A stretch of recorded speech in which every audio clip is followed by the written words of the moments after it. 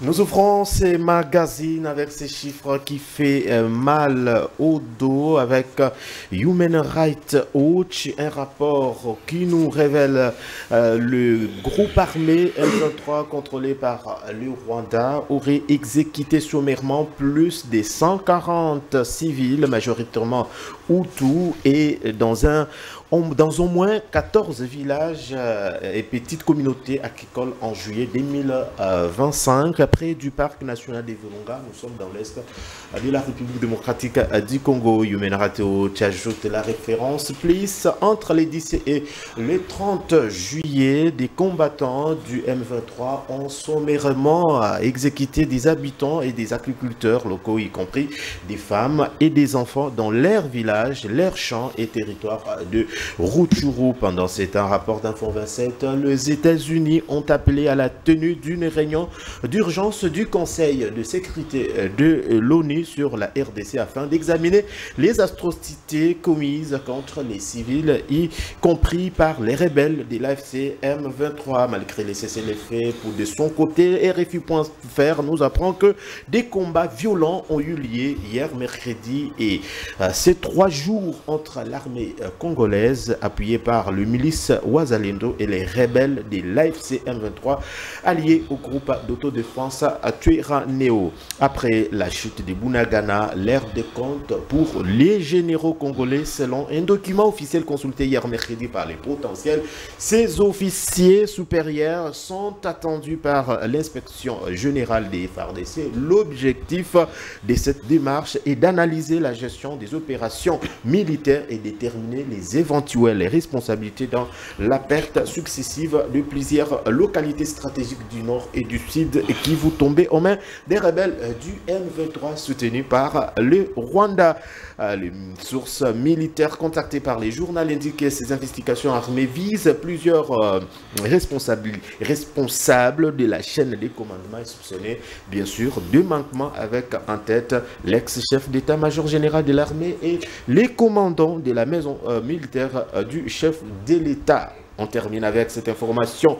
Les partis des Katumbi sous le feu des soupçons, des collusions avec l'AFC M23. Nous apprend Info 27. Les partis Ensemble pour la République, jusque-là présentés comme l'un des piliers de l'opposition congolaise, se trouvent éclabousés par les accusations explosives d'un rapport onusien liant Moïse Katumbi au M23 convoqué au ministère de l'Intérieur. Ces cadres ont rejeté des soupçons, mais sans en fournir des explications convaincantes.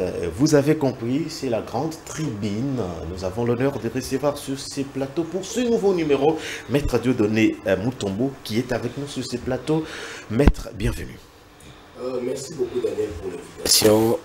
Je salue mes co-débatteurs et je profite de votre plateau pour présenter mes sincères condoléances à toute la communauté, toutes les communautés qui ont été touchées par ces massacres, énième massacre dans notre pays.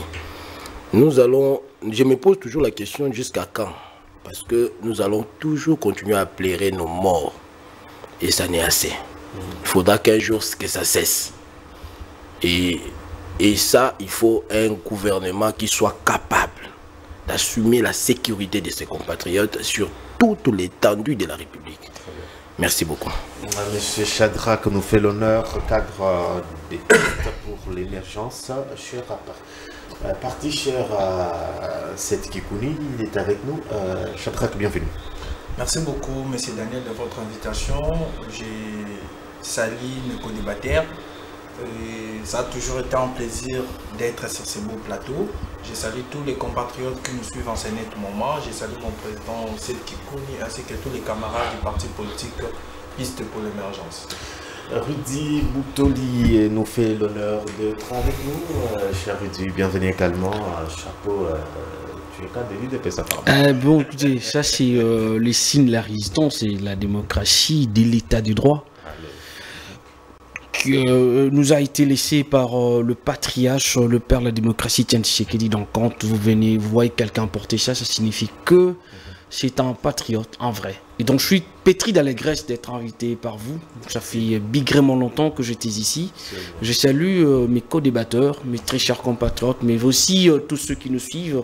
Je pense que ce sera un débat républicain où chacun va devoir défendre la République à sa manière, mais dans le respect des normes républicaines et démocratiques. Alors, merci. Une minute à chacun pour une information que vous voulez partager avec nous. Vous avez une minute. Est-ce qu'il y a une information que vous voulez partager avant que j'annonce notre petite thématique avec plusieurs questions? Bon, déjà, je dois commencer par on va dire, exprimer ma solidarité avec nos compatriotes de l'Est, parce que jusqu'à ces jours, il y a toujours des soubresauts du côté de l'Est. Et donc, nos très chers compatriotes doivent savoir que nous sommes avec eux. Nous ne leur laissons pas dans ces tristes états d'effet. Malgré les ennemis ne cessent de nous surprendre, je pense qu'avec le temps, nos militaires feront feu de tout bois pour que tout change. Mais je voulais également ici saluer la bravoure, ou si vous voulez, la gestion axée sur les résultats d'un des meilleurs ministres du gouvernement suminois, qui d'ailleurs a été reconduit, le ministre Doudou Famba, qui gère avec parcimonie les finances publiques, la République du Congo. Et donc c'est ces gens, des ministres dont le Congo a besoin. Merci. Merci beaucoup. Alors, est-ce que Maître Dieudonné, avez-vous également un avant-goût avant l'entame de notre thématique? Bon, justement, mon très cher co-débatteur devra rectifier. Les signes démoniaires aujourd'hui est symbole de la déception au Congo. Ça, je t'ai dit. C'est vraiment le symbole de la déception parce que les Congolais attendaient beaucoup de Sémonière. Une fois que Sémonière serait à la tête du pays, la sécurité des Congolais sera assumée. L'intégrité territoriale ne sera pas entamée. Mais aujourd'hui, mon cher, c'est vraiment une déception. Laissez-moi vous le dire. Je l'ai dit une fois dans ce plateau que même le mot UDPS, on peut dire à sa copine quand il vous déçoit, quand elle vous déçoit, que vous m'avez fait UDPS. On doit inventer une expression comme ça. Vous m'avez fait UDPS, vous. Donc, vous voyez un peu. Donc, et puis, vous, sur ces plateaux, vous représentez le pouvoir. Votre travail, ce n'est pas de manifester votre solidarité. C'est-à-dire, ici, nous constatons votre échec sur ces points-là. Et puis, des deux, j'ai toujours, vous savez, moi, je suis un natif, un notable de Lukunga. Je constate que tous les travaux de Lukunga, des réhabilitations, on a commis de Kinshasa, tout ça, tous ces travaux sont aux arrêts. Là, je profite pour interpeller le gouverneur ainsi que le gouvernement central de jeter un coup d'œil. Nous ne pouvons pas avoir au centre, en plein centre-ville, des communes censées être urbaines, soit des communes purement rurales. La commune rurale, la commune de Kinshasa, oui, je vous parle de la commune de Kinshasa. La commune de Kinshasa, la commune de Barumbu, des communes enclavées. Tout le monde le sait. Ce sont des communes actuellement enclavées. Vous n'avez pas de dessus pour y arriver chez vous. Je suis maintenant dans la commune de Kinshasa et je sais ce que je vous dis. Tous les travaux qui ont débuté sont aux arrêts. Malheureusement. Merci beaucoup. Cher Chatrak, bon, également moi, une minute. Une minute, non, je ne vais pas prendre plus de minutes. C'est juste pour lancer un message à tous les compatriotes qui nous écrivent en privé comment intégrer les partis Pistes pour l'émergence. C'est que je peux vous dire, il faut aller dans tous les réseaux sociaux, vous tapez juste Pistes pour l'émergence, il y a un lien qui est disponible. À partir de ces liens-là, vous allez vous enregistrer et lorsque vous allez vous enregistrer, vous allez recevoir les messages et par la suite, on va vous guider, peu importe la province où vous êtes, peu importe la ville. On a des fédérations dans toute la République et les partis continuent d'être implantés un peu partout. Nous avons besoin de vous parce que cette lutte que nous menons, on a besoin de cette force-là, de cette unité-là parce que c'est notre idéal. Alors, merci beaucoup, cher Chatrak. La thématique Tshisekedi sous pression. Nous avons une sous-thématique On parle sur l'insécurité, on parle sur l'opposition, la diplomatie. Quel avenir pour le pouvoir en République démocratique du Congo? Je voudrais bien commencer avec Ridi Boutouli qui nous fait l'honneur d'être avec nous. Ma première question, cette question je la pose à tous mes co-débatteurs. Depuis son arrivée au pouvoir, Félix Tshisekedi a-t-il réellement imposé son autorité ou reste-t-il prisonnier des alliances politiques? Depuis bientôt 7 ans, si on ne se trompe pas, quelle est, de manière ramassée, ce qu'on peut retenir du pouvoir de Félix Antoine Tshisekedi Tshilombo? Merci beaucoup pour la question, mais je voudrais quand même rencontrer mon frère avant évidemment sur les questions de fond, parce qu'il a évidemment, j'ai laissé le temps parce que vous savez, je devais entendre le tour de ma parole pour rencontrer comme ce qu'il a dit, parce que je répète encore, ce que je portais c'est le symbole de la liberté d'expression. Aujourd'hui, on peut tout dire, ils le savent, que grâce à l'UDPS au pouvoir, grâce à Félix Tshisekedi, les gens s'expriment librement. Très bien. On ne dit pas que c'est le libertinage, parce que les gens confondent. Et si aujourd'hui nous avons la démocratie, parce qu'il y a eu un homme qui a porté un combat, Etienne Tshisekedi, et donc dire que c'est les symboles de la déception, tout ce qui va avec, mais il y a des causes. Ça, les gens ne disent pas. Ça, les gens ne disent pas que pendant 18 ans, nous avons vécu les dédons de la tombe. Ici avec Joseph Kabila, et donc il y a un homme qui est venu, bien qu'il y a des gens qui mettent des bâtons dans les roues sur la gestion de Tshisekedi, mais il est en train de se décarcasser pour trouver des solutions aux Congolais. Et donc, moi je suis fier de défendre les idéaux de l'UDPS, de défendre Félix Tshisekedi qui est combattu de partout. J'y reviendrai. Alors je voudrais... Je prends ma question dans... Est-ce que Félix Tshisekedi, depuis qu'il est au pouvoir, est-ce qu'il a su imposer son pouvoir et apporter un plus? Mais bien sûr, ça s'y voit. Parler de l'insécurité. Mais évidemment, Félix a donné aux Congolais, a fait goûter aux Congolais les délices de la démocratie, de la liberté d'expression, de la liberté en gros. Parce que il n'y a pas longtemps, Félix a fait pratiquement 7 ans. Mais avant lui, c'était quoi? Parce qu'il faut rentrer déjà avec Mobutu, c'était la dictature totale. Mosé Laurent, Désiré Kabila, n'en parlons même pas. Le tout dernier qui est devenu encore rebelle, Joseph Kabila, c'était encore pire. Nous vivions dans une situation cauchemardesque au jour le jour. Mais aujourd'hui, ce n'est pas le cas. Il peut venir critiquer Félix comme il le veut. Il est libre, sauf des cas de dérapage où on touche à la personnalité des gens. Mais, excepté ces cas, les gens sont libres. Vous savez, dans un État, lorsque les gens ne sont pas libres, ne s'expriment pas librement comme ses droits, rien ne peut se développer. Et donc, Tshisekedi a donné son empreinte. C'est le président le plus insulté du monde. Au Congo, les gens sont libres. Aujourd'hui, il y a des caricatures, des gens qui ne se permettaient même pas, qui ne pipaient pas mot du temps de Joseph Kabila. Mais aujourd'hui, les gens sont libres. Ils critiquent, ils insultent. On voit dans les réseaux sociaux sa famille, lui-même, sa femme, ses enfants. Ça, parce qu'il a apporté justement la véritable démocratie pour laquelle l'UDPS s'est battu durant près de 37 ans. Vous rendez-vous compte? Et l'état des droits qui effectivement a ses failles parce que c'est une ère humaine.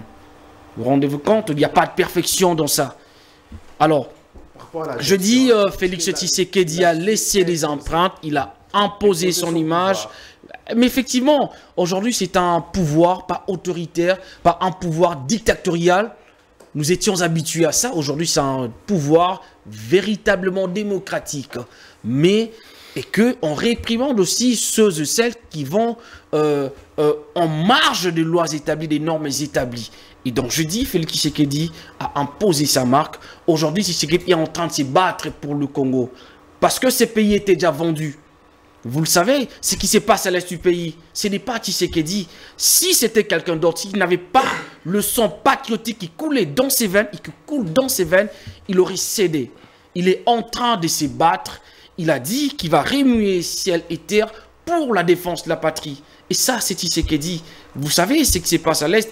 Le Congo, je rappelle que du temps de Joseph Kabila, le Rwanda est sorti plusieurs fois premier producteur mondial du coltan, alors qu'il n'en a pas. Depuis que Tshisekedi est au pouvoir, ces conneries ont pris fin. Voilà pourquoi il y a des soubresauts à l'est du pays.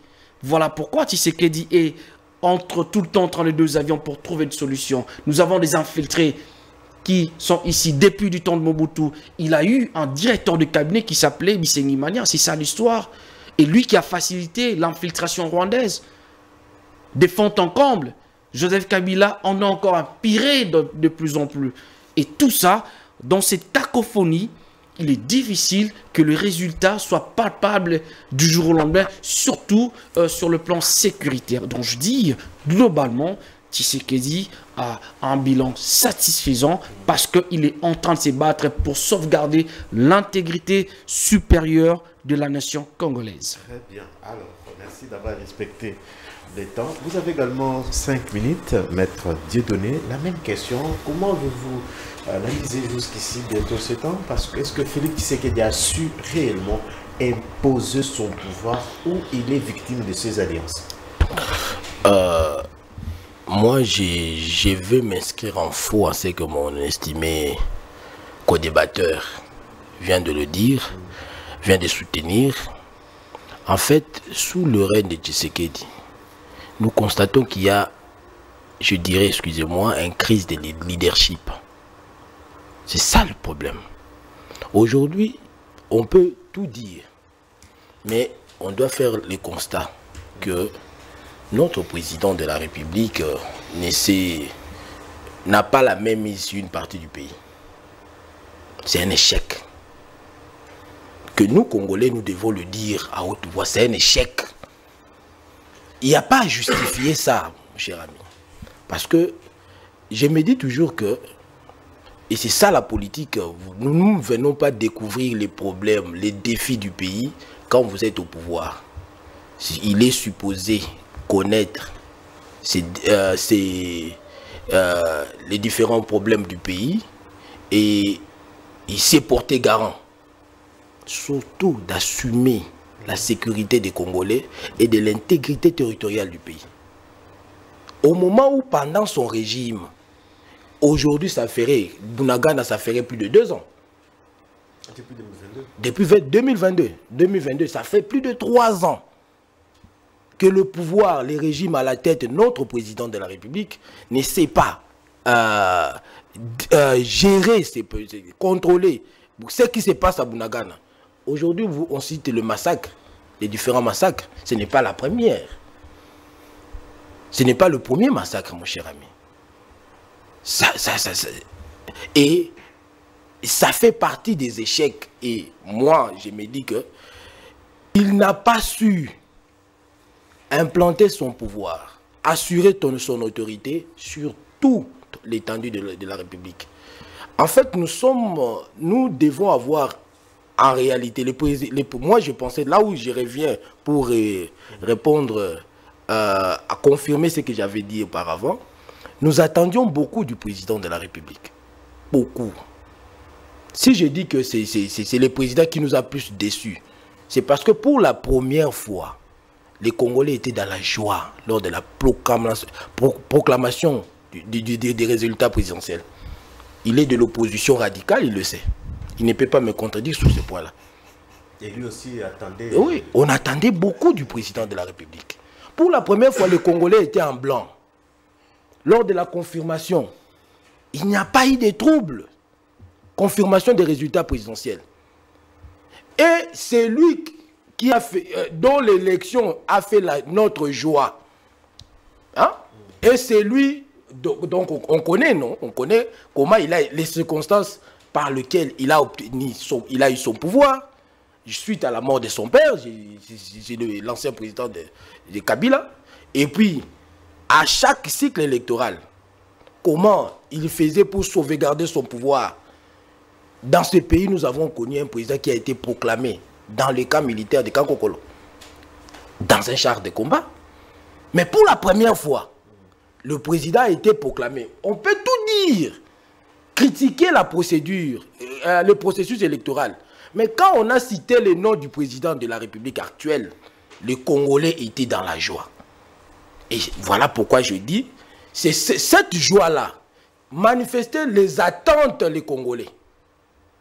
C'était les attentes des Congolais. Et aujourd'hui, lorsque parlons du côté sécuritaire, lorsqu'une grande partie de notre pays, une grande partie qui aujourd'hui, ça a une dimension d'autres pays, c'est plus grand que d'autres pays dans le monde, est géré par des rebelles.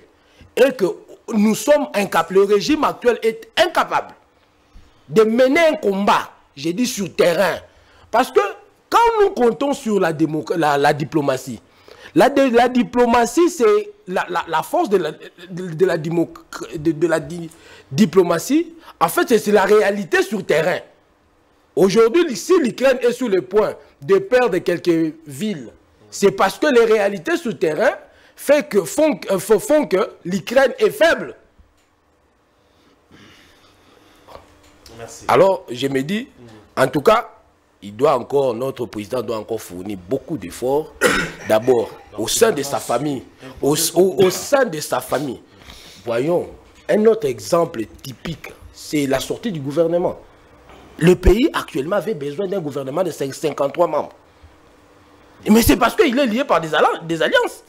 Est-ce qu'on avons-nous vraiment besoin d'un gouvernement de 53 membres avec tous les défis à relever? Non, avec tous les défis. La preuve qu'il est encore lié par ces différentes alliances obscures, nocturnes, tout ça, c'est le fait que l'exemple typique, c'est le gouvernement qui vient de sortir. La même question, est-ce que vous pensez que Félix Tshisekedi, depuis qu'il est au pouvoir, a su imposer son pouvoir et sa politique en République démocratique du Congo? Bon, ça c'est une très bonne question. Je pense que je commence d'abord par dire que l'échec de M. Félix Tshisekedi sur le plan national est dit du fait qu'il est d'abord illégitime. Et donc je vais revenir par là, mais je commence d'abord par rencontrer mes co-débatteurs. Je commence par M. Rudy qui parle d'Etienne Tshisekedi qui a porté le combat de la démocratie. Je pense que... Non mais attendez, vous me laissez aussi le temps de parler. Ils se sont exprimés calmement. Allez-y. Donc il faut m'accorder le temps.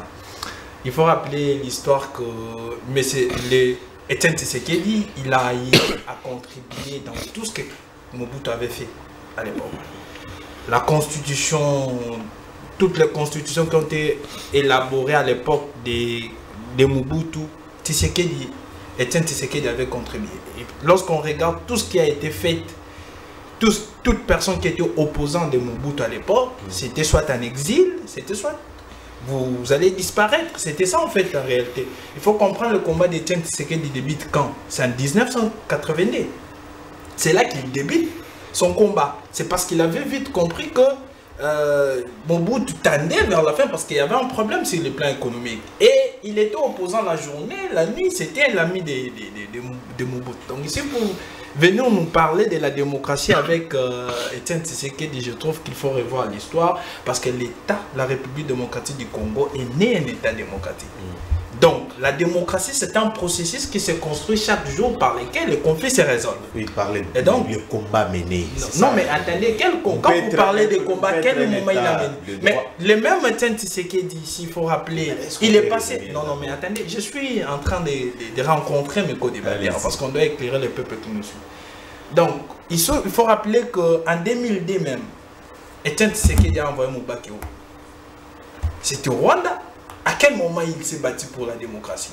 Il est passé les troupes en revue à Kisangani.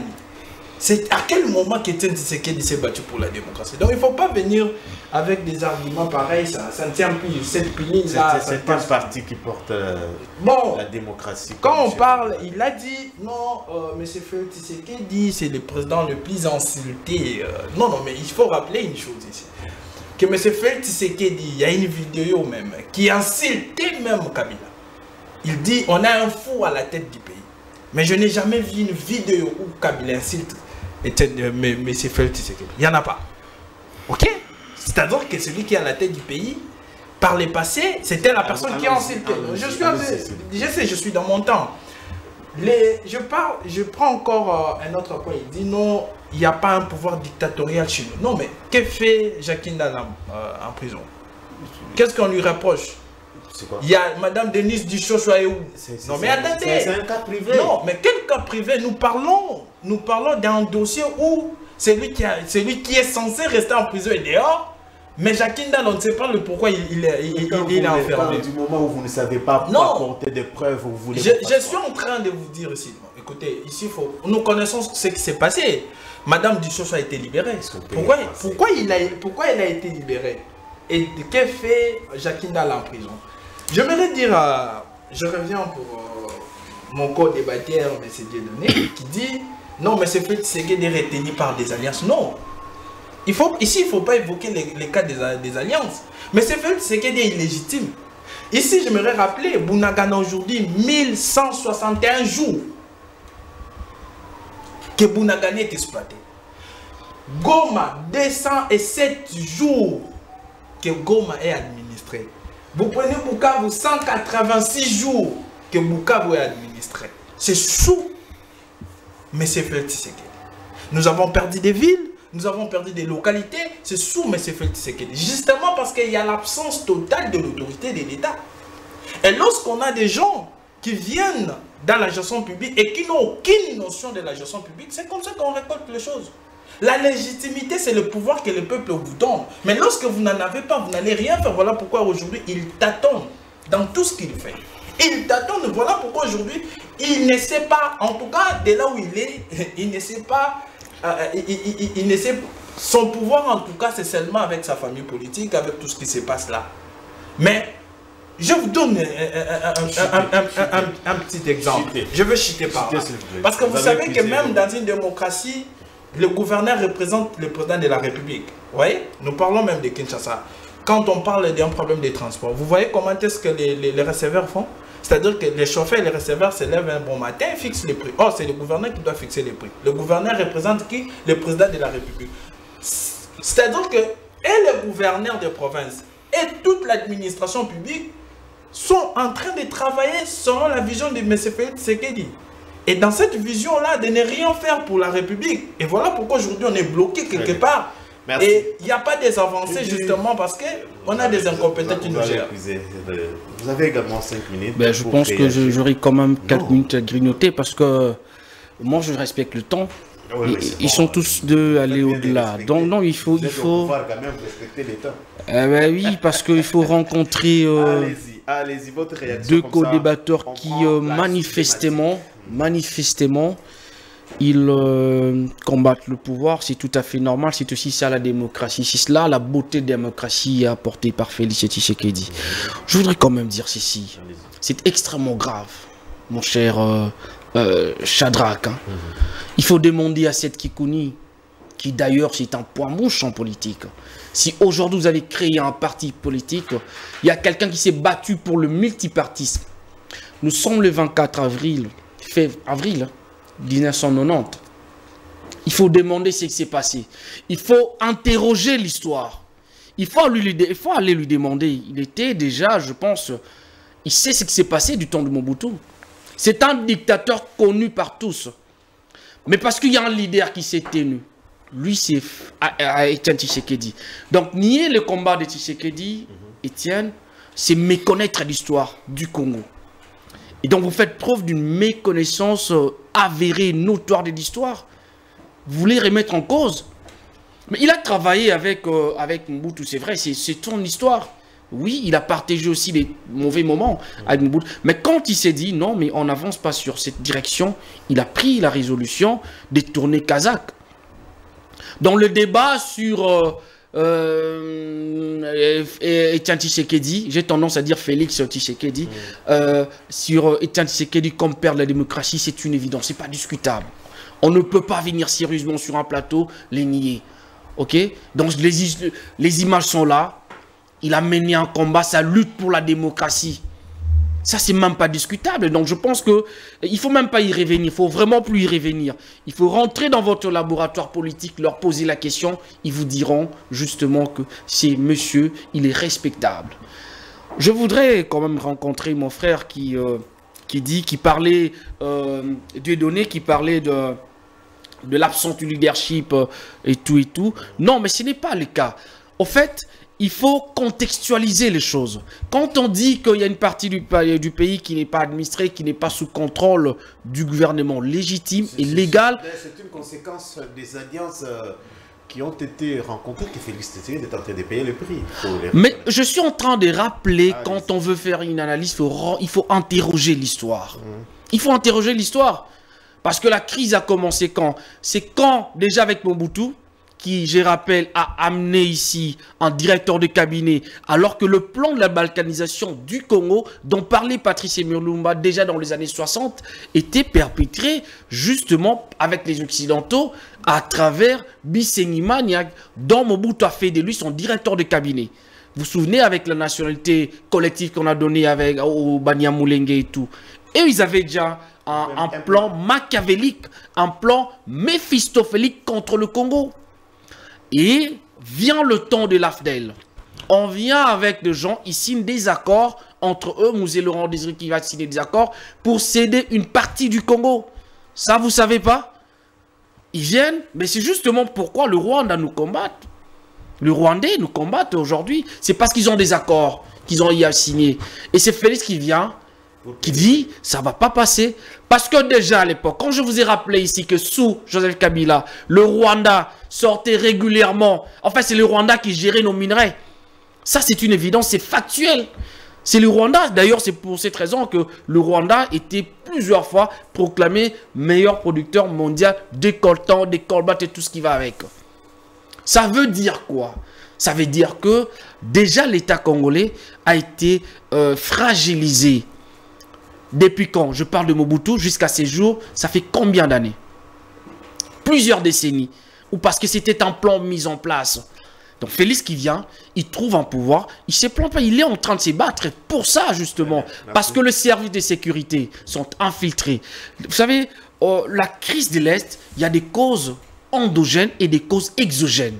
Les causes endogènes, nous avons principalement cette infiltration des étrangers, mais aussi des Congolais tartuffes, je dis bien des tartuffes, des traîtres qui travaillent contre le Congo. On le sait. Et il y a un complot international contre le Congo, on l'a vu, on le sait. Nous, on ne nous vend presque pas des armes sophistiquées. Pourquoi? Parce que la communauté, je finis par là, la communauté internationale a un plan de la balkanisation du Congo. Et le président français, Nicolas Sarkozy, ne s'est pas caché dessus pour dire que le Congo est tellement immense qu'il doit partager ses frontières, il doit céder quelques parties à ses voisins. Donc, le problème est complexe, il faut contextualiser les choses avant de faire une analyse rationnelle. Merci beaucoup. Alors, je pense qu'il a réagi à toutes vos questions. Je pose maintenant la deuxième question qui est dans notre sous-thème. Je commence avec... Maître des données, insécurité. Alors, quelle est l'analyse de manière ramassée aujourd'hui sur l'aspect sécuritaire en République démocratique du Congo avec tout ce qu'il y a comme démarche? Mon cher, je vais y revenir, mais laissez-moi quand même rencontrer mon co-débatteur quand même. Non, je vais répondre. Je vais veiller sur mon temps. Je commence par mon frère de piste. Mon cher, nous parlons, quand vous parlez de Etienne Tshisekedi ou Mulumba, vous venez trop jeune dans la politique. Il faut respecter les aînés. Il faut toujours avoir du respect pour les aînés. Ces aînés-là ont un parcours. Oui, parcours que vous n'en avez pas aujourd'hui. Ils ont un parcours. Etienne Tshisekedi, le contexte a fait en sorte qu'il commence trop jeune à assumer des fonctions politiques, ministre. Et puis, finalement, il faut avoir encore qu'il faut avoir ce courage-là. C'est retrouver dans un contexte donné des dictatures et de prendre son courage à bras le corps et dire non. Il ne faudra pas venir ici mettre en cause le combat. Il n'a pas été le seul. Il y a eu les 13 parlementaires. Il n'a pas été le seul. On parle de Etienne Tshisekedi qui a envoyé Moubaké et puis le reste. Mais aujourd'hui, vous soutenez les accords. Qui ne sait pas qu'il avait pris cette option-là pour sauver Sand City? ou bien vous ignorez l'histoire. Voilà. Ils ne s'étaient pas alliés aux Rwandais. En réalité, ce sont les opposants radicaux plutôt. Ce sont eux qui soutiennent la thèse selon laquelle Tshisekedi s'était rallié au RCD. Non. Ils étaient tous à Sun City. Kabila va signer des accords de cascade au Congo central avec le MLC. Pour sauver l'accord, les assises de Sun City, Tshisekedi devait faire la ronde de voir tous les participants, notamment les RCD et tout le monde. Parce que, en fait, il y avait des assises à Sun City, c'est ça la vérité. Il ne faudra pas venir ici pour torpiller l'histoire. C'est ça, voilà pourquoi j'ai toujours été contre ces genres des assises, des accords des politiciens pour se partager le pouvoir. Non, le président est illégitime. Non. La légitimité du président de la République, je dirais oui et non. Oui et non. Là, je partage à un petit peu son avis. Le président de la République, vous pouvez critiquer le processus, je l'ai dit ici, on peut tous le mettre sur le processus électoral. Mais en réalité, la légitimité, c'est l'acceptation du pouvoir, d'abord par le peuple. On critique le processus électoral, mais quelle a été la réaction du peuple congolais après la proclamation du président de la République? Mais le président de la République a été accepté par son peuple. Voilà mon inquiétude, là où je disais que il semble être le président qui nous a tous déçus le plus. Parce que lui a été accepté par le peuple. La légitimité, là où je peux soutenir un peu l'illégitimité du président de la République, c'est le fait de ne pas répondre aux préoccupations des Congolais, légitimes des Congolais. On n'est pas papa parce que j'ai mis au monde tel enfant. Mais en remplissant mes obligations comme père, en assumant mes responsabilités comme père, ça fait partie aussi de ma légitimité. Aujourd'hui, nous avons un problème de l'insécurité. J'ai dénoncé ici, ça fait plus de mois, des villes ou des agglomérations où ça fait plus de 3 ans que le président de la République ne sait pas gérer. Ça fait partie des échecs. Lorsque vous ne savez pas assumer vos responsabilités, vous êtes un papa illégitime. Mais si nous définissons la légitimité sur le... Non.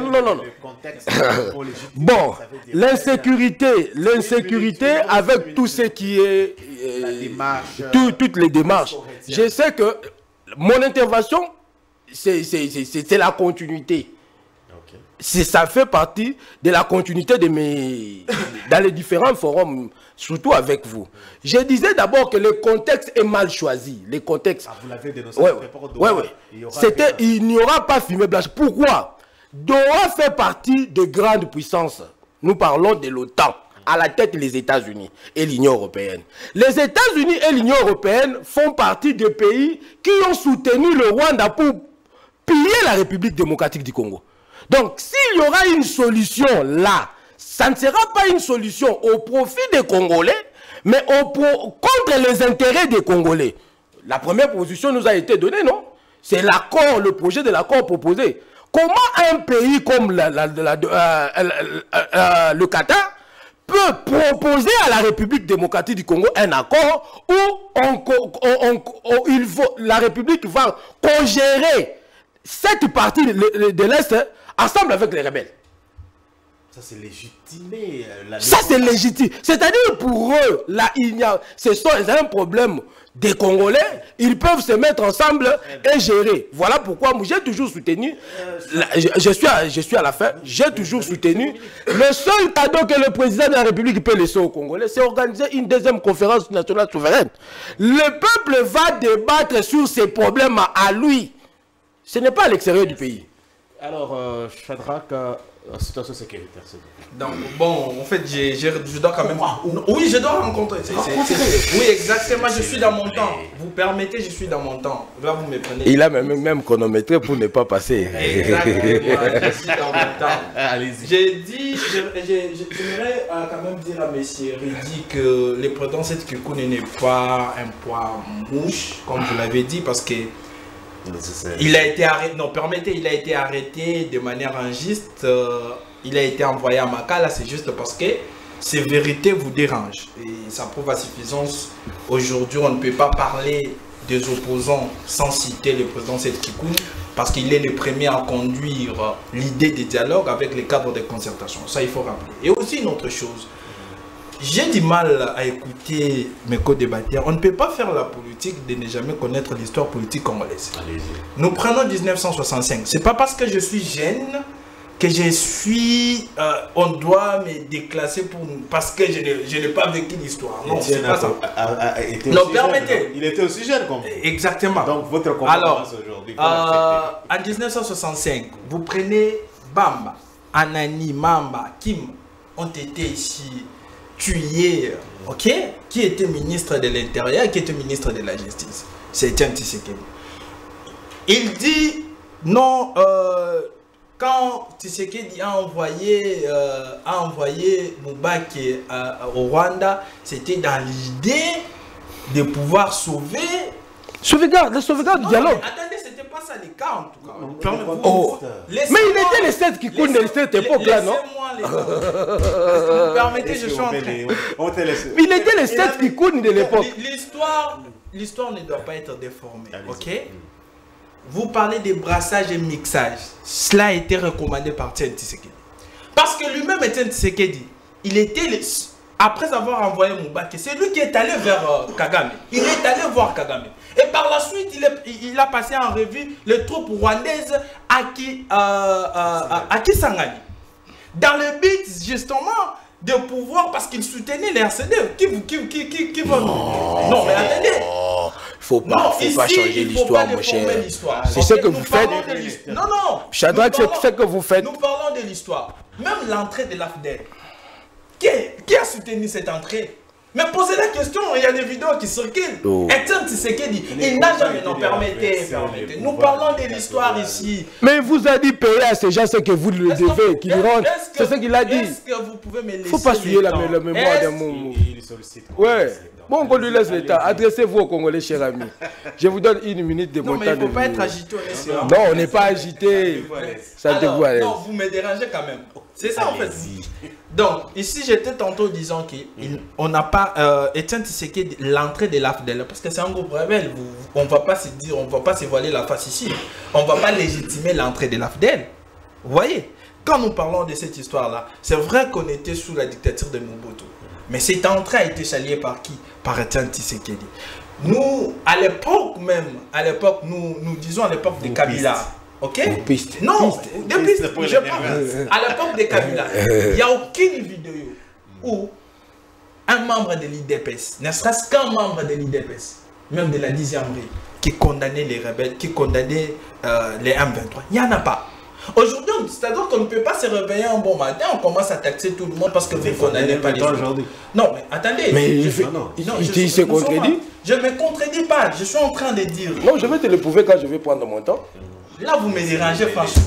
Vous me dérangez et vous laissez ça passer. C'est anormal parce que je suis en train de perdre mon fil d'idée, ça n'a pas de sens. Donc, nous parlons aujourd'hui des problèmes de loi. Vous savez, aujourd'hui, ce qui cause problème, c'est cette politique à géométrie variable de nos camarades qui gèrent la gestion publique.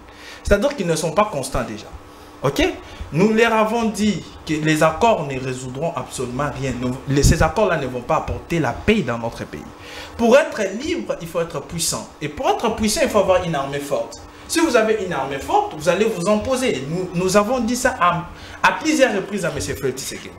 Dès son venue dans la gestion publique, vous allez à la tête du pays, vous allez vite comprendre qu'il n'avait pas en tout cas confiance à l'armée. C'est juste qu'aujourd'hui, la première des choses, vous allez vite comprendre qu'il s'est fait protéger par les mercenaires. Ça prouve à suffisance qu'il n'a pas, jusqu'aujourd'hui, il n'a pas confiance à l'armée. La deuxième des choses, regardez les arrestations des généraux. En cascade. Tout ça justement parce que M. Félix Tshisekedi a tellement peur, il a peur de l'armée. Il a raison. Non, mais attendez, lui-même quand il est arrivé, vous n'allez pas contredire. La responsabilité des Moi, je suis en train de vous dire, ici, vous n'allez pas... J'ai du mal à comprendre que vous soutenez M. Félix Tshisekedi à un moment donné, vous le contredisez. Parce que lui, quand il est venu, il a été très clair pour dire qu'il a trouvé une armée structurée. Ça, vous n'allez pas le contredire. Et donc, soit si son côté versatile que vous en avez aussi, qui vous poussent à soutenir que là où vous trouvez du bon. Mais moi, je vous dis clairement ici que l'échec que nous avons aujourd'hui, parce que M. Félix Tshisekedi ne coûte personne. Et parce qu'il ne coûte personne, voilà pourquoi nous ne pouvons pas croiser les bras et regarder, laisser les pays en train de M. Félix Tshisekedi de tout faire.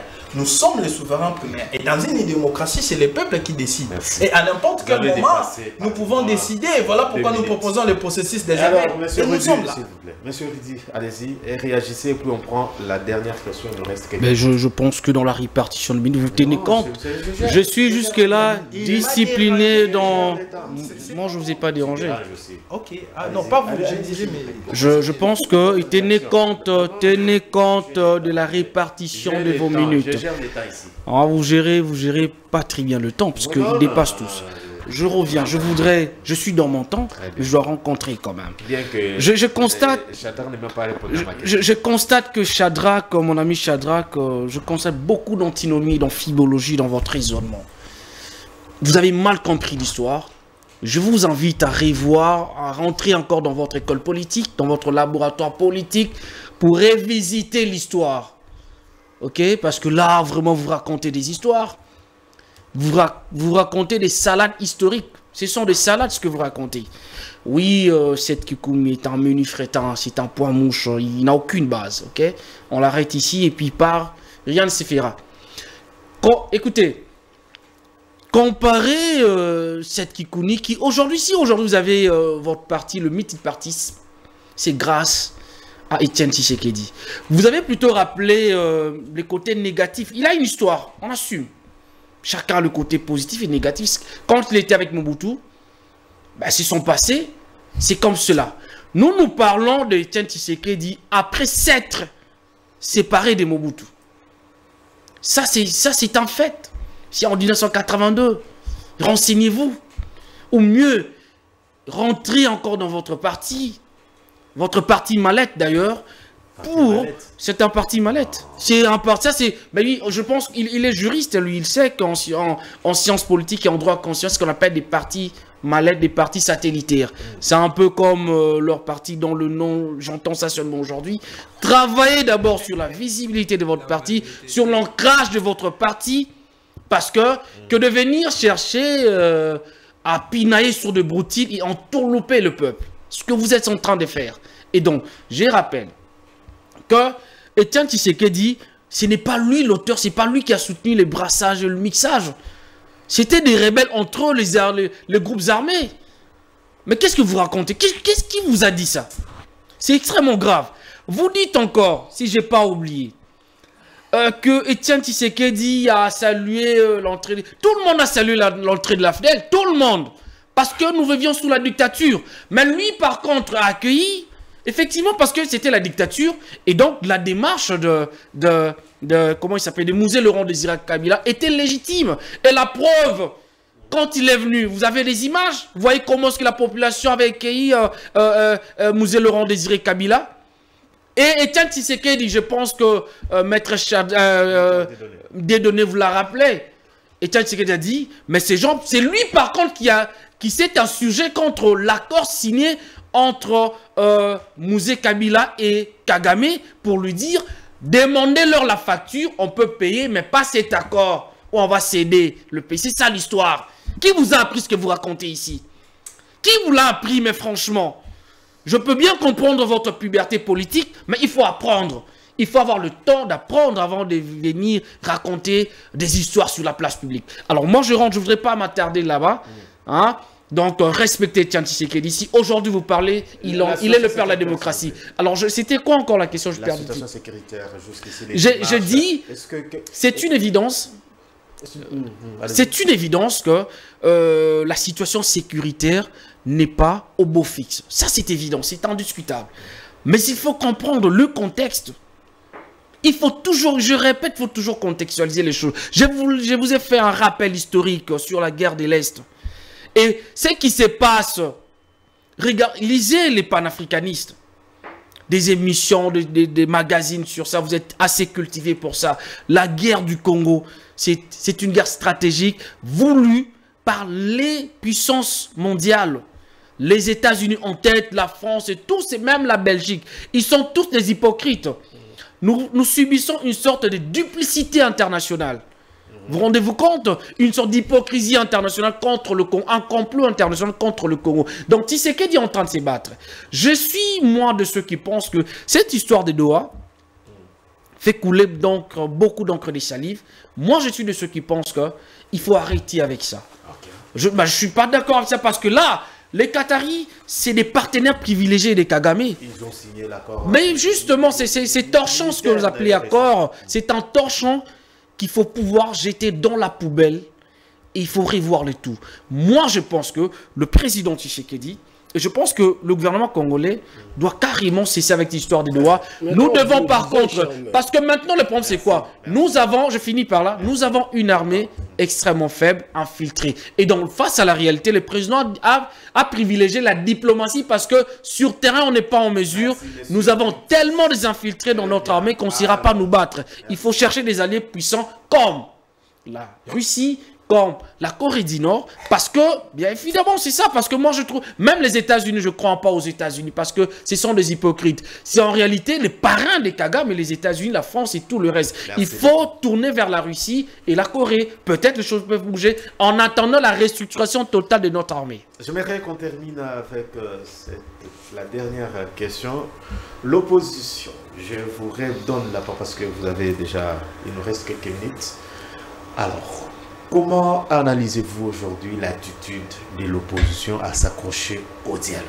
Vous avez 2 minutes et puis on va conclure, on termine l'émission. Bon, écoutez, le dialogue en soi n'est pas une mauvaise chose, mais dans quelle intention? Dans quelle intention? Un dialogue avec des idées méphistophéliques, des idées machiavéliques, parce que le dialogue format Katumbi, format Kabila, c'est l'agenda du Rwanda. C'est en fait ça. En fait, ils sont en train de se calfeutrer derrière le dialogue pour apporter l'agenda du Rwanda. En fait, sortir le Rwanda de ses responsabilités par rapport aux crimes commis au Congo. C'est cela l'intention. C'est comme ça que nous disons pas de dialogue. Nous allons effectivement, pas de dialogue interne. On en a assez parlé. Il n'y a pas les responsables congolais qui ont accepté de trahir la nation, qui ont accepté de faire couler les sangs de nos compatriotes, seront sévèrement punis et embastillés. Tous seront embastillés. Et donc, je dis ceci, il n'y a pas de dialogue. Leur format, les 7 Koukoumi, les Katumbi et tout le reste qui sont en train de faire des lobbying pour annuler ce qu'on appelle l'accord entre les USA et le Congo qui n'est pas encore dans. C'est-à-dire que c'est des gens qui viennent avec l'agenda du Rwanda. Le dialogue proposé par Vital Kamerhe, proposé par tous ses opposants, c'est l'agenda caché du Rwanda. Et donc, nous avons compris cela. Vous ne pensez pas que c'est un frein au processus entamé? On n'en a pas besoin. Déjà, je pense que le stratège du gouvernement vont pouvoir changer les choses. Il n'y aura pas de dialogue. Format Kigali. Parce que tous sont sous la borde de Kigali, des Kagame. En fait, c'est leur chef aujourd'hui. Les 7 Kikouni, tous ces gens-là. Ben, tous, parce que 7 Kikouni, c'est... lui, c'est l'ombre des Katumbi. Or, Katumbi, parce que d'ailleurs, on est en train de parler de lui par respect, parce qu'en principe, dans les grands débats comme ça, on ne peut. Il n'a rien foutu. Il est sorti, je crois, en 2018. Hein. On sorti en 2018, il n'a même pas fait un combat reconnu et tout et tout. Donc, il a encore du chemin à faire. Vous allez conclure après, s'il vous plaît. Merci. Maître, vous avez également, il nous reste quelques minutes. Vous avez 2 minutes comme ça sur l'attitude de l'opposition. L'attitude que vous n'avez pas à s'accrocher au dialogue alors que les trains soumis est en train de partir. Oui. Bon, je ne reviendrai plus parce que j'avais déjà beaucoup parlé sur très bien. Ce qui s'est passé. J'aborde directement la question. L'attitude de l'opposition. Mon cher, je l'ai toujours dit, notre opposition actuellement sur terrain fait quoi? C'est la grande question. C'est la grande question. L'opposition est restée entre ceux qui mènent l'opposition actuellement sur terrain, dans des émissions de télévision, des différents forums. C'est nous les jeunes avec mon ami. L'opposition fait quoi? Voilà pourquoi j'ai dit que l'opposition qui pense que le pouvoir va lui offrir, c'est ça le terme que je cherchais, le dialogue sur un plateau, c'est trompe. Okay. C'est trompe. Les différents dialogues que nous avons eus, après Sun City, c'était la pression de l'opposition. Actuellement, le pouvoir considère comme crise le fait qu'il ne sait pas contrôler une partie de la République. C'est ce qui constitue une crise pour le pouvoir. L'opposition pour Tshisekedi, il doit faire son travail. Or, l'opposition ici, c'est l'opposition VIP. Moïse Katumbi est dans le salon VIP avec ses gens. Kabila, il est derrière la rébellion, ce n'est pas Tshisekedi qui m'a mis. J'essaie de faire l'actualité politique, analyser l'actualité, le comportement de Kabila jusqu'aujourd'hui. Je sais qu'il est derrière cette histoire de la rébellion. J'en ai même entendu. Non, j'en ai même entendu de la bouche d'un tenant du PPRD. Il est dans tout ça. Okay. Maintenant, mon cher, laissez-moi m'adresser aux Congolais, mon cher ami. Tu sais qu'on s'aime beaucoup. Ouais. Voilà pourquoi j'ai dit, l'opposition doit reprendre ses activités sur terrain. Ils n'ont pas les moyens. Non, l'IDPS n'avait pas les moyens. Quand l'IDPS faisait des marches sur terrain, tout ça, tu soutenais, c'était pour contraindre le pouvoir, non? Pour arracher les différents dialogues au pouvoir. La réalité actuellement, c'est quoi? L'IDPS a fait...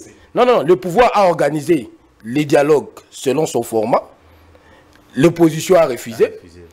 Et ils attendent qu'on leur offre les dialogues sur un plateau. Alors que nous avons connu ce problème en 2016, lorsque il y a eu le dialogue organisé par Kodjo. Qu'est-ce qui a fait qu'il y ait un autre dialogue après? C'était les réalités sur le terrain. La force de l'IDPS. Voilà pourquoi je disais que l'opposition doit se réveiller. Votre attitude. Pourquoi vous voulez les dialogues? Oui, je vais répondre très rapidement. Vous n'avez que 2 minutes. Non, mais je sais que j'ai 2 minutes. Vous me prenez encore 2 minutes. Bon, on dit, le président Seth Kikuni, tout ce qu'on est en train de soutenir, c'est l'agenda. Je suis en train de parler. C'est l'agenda du Rwanda et consorts, mais on oublie que M. Fouet Tshisekedi a lavé Kagame, il a traité nos 12 millions de morts dans la partie Est comme étant des dégâts collatéraux. Mais Seridi oublie encore que c'est sous M. Fouet Tshisekedi que la police congolaise a travaillé en mutualisation avec la police rwandaise. Mais Seridi oublie encore que nous sommes en train de travailler en mutualisation des forces avec l'Ouganda, qui est aussi pays qui cause des problèmes dans la partie Est. Donc, c'est-à-dire qu'aujourd'hui, M. Fouet Tshisekedi est le principal de tout ce qui se passe dans notre pays. Voilà pourquoi, lorsqu'on regarde les problèmes que M. Fouet Tshisekedi nous cause, on regarde son illégitimité, on regarde tous les méfaits de la République. Voilà pourquoi les évêques ont juste opté l'idée du président Seth Kikuni avec le président Collier Lubaya, parce que nous avons été les premiers à proposer le format dialogue avec les cadres de concertation. Pourquoi nous voulons les dialogues? C'est justement parce que lorsqu'on se retrouve autour d'une table, c'est comme là, c'est-à-dire qu'il y a une certaine forme de la complémentarité. Vous voyez, c'est-à-dire que lorsque moi je viens sur la table, je viens avec mon expertise. Lorsque Kabila va venir, le président Seth vient autour d'une table, Katumbi arrive, chacun apporte son expertise. Sur base d'un domaine ou de l'autre, nous apportons des solutions. Nous ne pouvons aller chercher des solutions dans la partie, sur la scène internationale aussi longtemps que d'abord, sur le plan interne, il y a un problème. Lorsque vous lisez vous prenez l'accord de Washington, vous prenez ce qui se passe à Doha, vous allez vite comprendre que le Rwanda d'abord est dédouané de toutes choses. Mais c'est fait ce qu'il ne sachant pas quoi faire. Et voilà, il est bloqué aujourd'hui. Nous lui avons dit qu'il plaît, qu'il neige. Il va se soumettre face au processus des évêques et c'est là, c'est notre seule issue que nous avons et c'est cette seule issue-là qui va nous faire sortir de cette crise que nous traversons. On retient quoi? On a fini? Bon, on retient que nous restons, les peuples congolais, vers les dialogues et à travers ces dialogues-là, il y aura la solution, on va résoudre les problèmes. Allez balader, allez se balader. Quel problème? Non, il y a d'abord un problème de l'unité nationale et de la cohésion nationale. Et ça, c'est très important. Si le peuple n'est pas uni, vous ne pouvez rien faire. On retient quoi? On retient qu'en réalité, l'opposition c'est contredit. Non, mais maître doit assumer qu'il... Non, attends. Non, j'ai dit, je réponds. L'opposition, non, c'est le mot de la fin. C'est le mot de la fin. Non, non, non. Moi, je m'assume. Le mot, je m'assume. Voilà pourquoi j'aime toujours être indépendant. Je ne viens pas, non, je ne viens pas parler, je ne viens pas parler par procuration. C'est vous qui constatez l'indépendance. Je ne viens pas. Les qui nous suivent constatent que maître... Mais laissez-moi parler. Mais il faut seulement assumer. Laissez-moi vous parler. Si le pouvoir fait quelque chose de bon, pourquoi je ne le dirai pas? Non, mais c'est bon, si l'opposition fait de bonnes démarches, pourquoi je ne le dirai pas? Attends. Voilà pourquoi je disais que la solution pour notre pays ne réside ni dans les dialogues formats tels que proposés, tout simplement que les différents dialogues qu'on a organisés n'ont rien apporté comme solution définitive dans le pays. Le pourparler doit revenir au pays du peuple souverain, qui en a fait déjà en 91-92 par l'organisation d'une nouvelle conférence nationale souveraine. J'ai dit on reste quoi également dans 30 secondes. Bon, très discipliné comme toujours. Je pense que je vais rapidement, dans ma conclusion, ramasser les tout. Je vous dis ceci, que le dialogue ne suffira pas formant Ambongo, parce que Ambongo, c'est un pion de Kagame. Il est incapable de condamner le Rwanda. Il n'a jamais condamné le Rwanda. Vous avez appelé Kagame ami. S'il vous plaît, soyez discipliné. Nom de Dieu. Mais nom de Dieu. Je ne vous ai pas coupé la parole, moi. Est-ce que c'était Ambongo qui a appelé Kagame ami? S'il vous plaît, je suis désolé. Rentrez dans votre laboratoire quand vous apprenez comment on se tient sur un plateau. Vous m'enquiquinez. Vous m'enquiquinez, s'il vous plaît. Je disais que Ambongo est un traître. Il est incapable de condamner le Rwanda. Il a été dernièrement au Rwanda, il a fait des éloges à Kagame, sans pour autant, parce qu'il donne l'impression qu'il est courageux, qu'il est rationnel. Il aurait dit à Kagame qu'il cesse de tuer. Il n'a jamais ouvertement condamné le Rwanda. Donc c'est lui qui porte le dialogue. Avec lui dans solo, le Kikuni, les Katumi et le reste. Il n'y aura pas, mon de Dieu, il n'y aura pas, mais mon frère, soyez discipliné. C'est pas, nous ne sommes pas dans un marché, c'est pas comme ça qu'on fait un débat.